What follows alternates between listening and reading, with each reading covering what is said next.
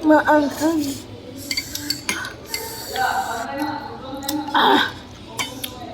Hindi ko kaya. Gusto mo yan? Yung anghang niya nasa dila ko. At saka andito. Kain mo ng rice para mawala yung anghang. Busog ako eh. Nandito siya oh. Patay ka. Wala, last rice na. Dapat naubos na natin mo rin. Pag-bias kayo doon. Hanggang alas 3 lang pala yung ano ko. Na-extend yung karang Fasting ko, alas 3 lang.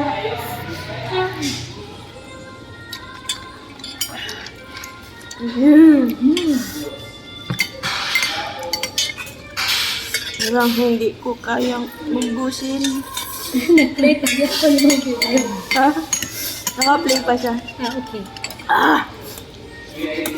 Ayaw mo yan. Ito yung mga times na pagsisisihan mo yung mga desisyon mo sa buhay. Kung Okay lang maging curious. But orient you first. OMG. Yourself. Be Narinig mo yan. informed.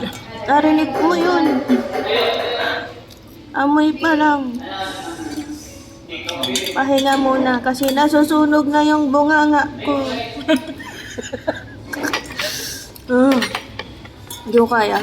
Yung ano, yung parang naluluha na ako.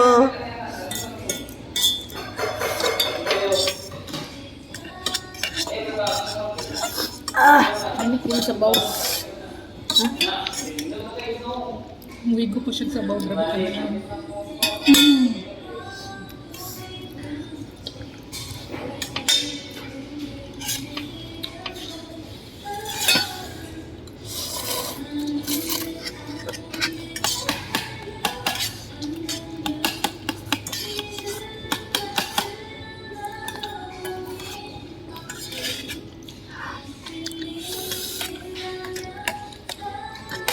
Tapos pag umanghang na naman, pahinga. Yan yung technique. Sana para umabot ka pero ng, yung- ano nang sa YouTube, yung ilang minutes ba yun? Kung ano nung...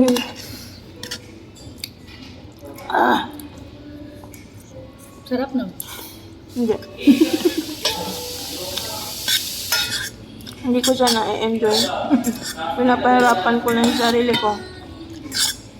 This is torture.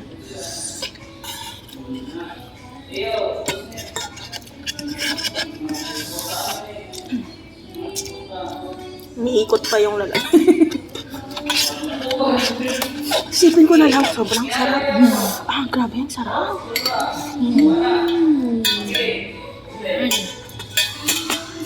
Grabe.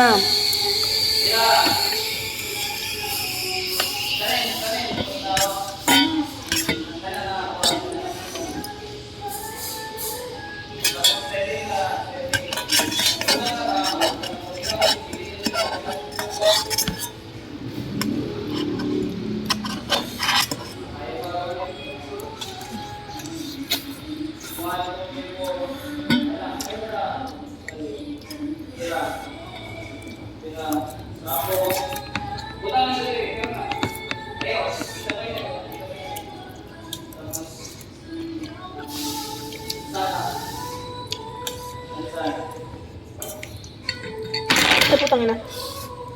Sorry.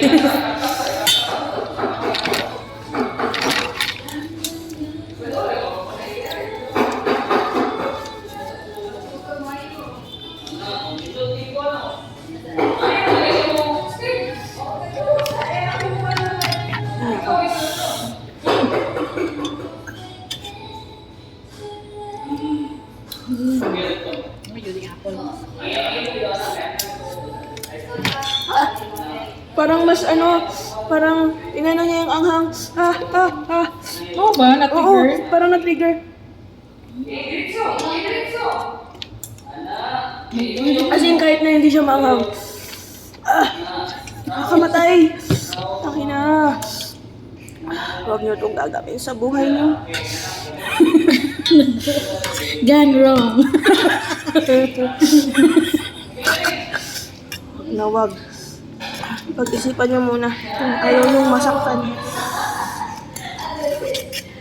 Parang may hugot. Pag-isipan niyong mabuti. Parang ayoko na. Gusto mo yan?